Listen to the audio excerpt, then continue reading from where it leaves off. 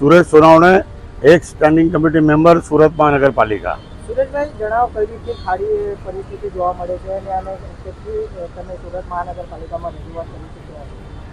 સુરત મહાનગરપાલિકા જે કામગીરી પ્રી મોન્સૂન પહેલાંની હોય છે, આપ સૌએ જોઈ છે અને સુરતની જનતાએ જોઈ છે કે આ ખાલી કાગળ પરની પ્રક્રિયા છે। ગટાર સાફ કરવાનું કે ખાડી સાફ કરવાનું કે અન્ય પ્રકારની જે સ્ટ્રોમ ડ્રેનેજ વોટર છે એ સાફ કરવાનું ખાલી કાગળ પરનું નાટક છે। લાખો કરોડો રૂપિયા ખર્ચ થાય છે, પરંતુ બધું કાગળ પર છે અને જેના લીધે શહેરની જનતાને અને ખાસ કરીને ખાડી કિનારે રહેનાર લોકોને ખૂબ જ વેઠવું પડે છે। આ જુલાઈ મહિનાના 3-4 તારીખથી જે વરસાદ પડી અને 7મી તારીખે જોરદાર વરસાદના લીધે આજે આખું પ્રેમનગર, પૂરા ખાડી કિનારેના વિસ્તાર, મીઠી ખાડીથી લઈને છેક પંચનગર સુધી, અહીંયા બેસ્તાન સુધી પાણી જલમય થઈ ગયેલ।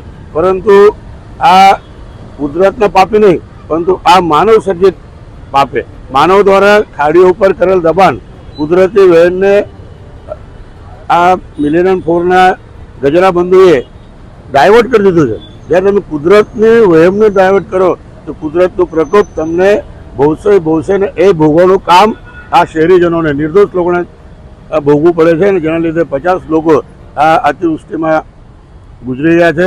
હજુ સુધી રાહત લોકો સુધી પહોંચે નથી। પ્રેમનગરમાં 1000 ઝૂંપડાઓ છે, 800 સુધી પહોંચે છે। દરગાહ છે, પ્રેમનગર છે, ઘણા બધી વસ્તીઓ છે, નામ લિસ્ટ આખું લિસ્ટ 1 કલાક લાગશે।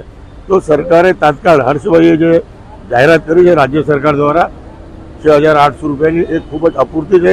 હજુ બી અમારા પ્રેમનગરના કહો કે શહેરના કહો, પાણી ભરી જવાથી ઘર વખરીનો સામાન, છોકરાઓને સ્કૂલના દફતર, ગાદલા, તકિયા, ટીવી, ફ્રીજ, બકરા, મરઘા બધા જ વહી ગયા છે અને માટે સરકારે જે અપૂરતી રાહત આપી છે એમાં તત્કાળ વધારો કરીને શહેરીજનોને આર્થિક મદદ કરવી જોઈએ અને સરકારે તાત્કાળ આ મિલેનિયમ 4 જે મીઠી ખાડી પર આવેલું છે એનાથી સનિયા કણદેશ સુધી લોકોને આફત થાય છે।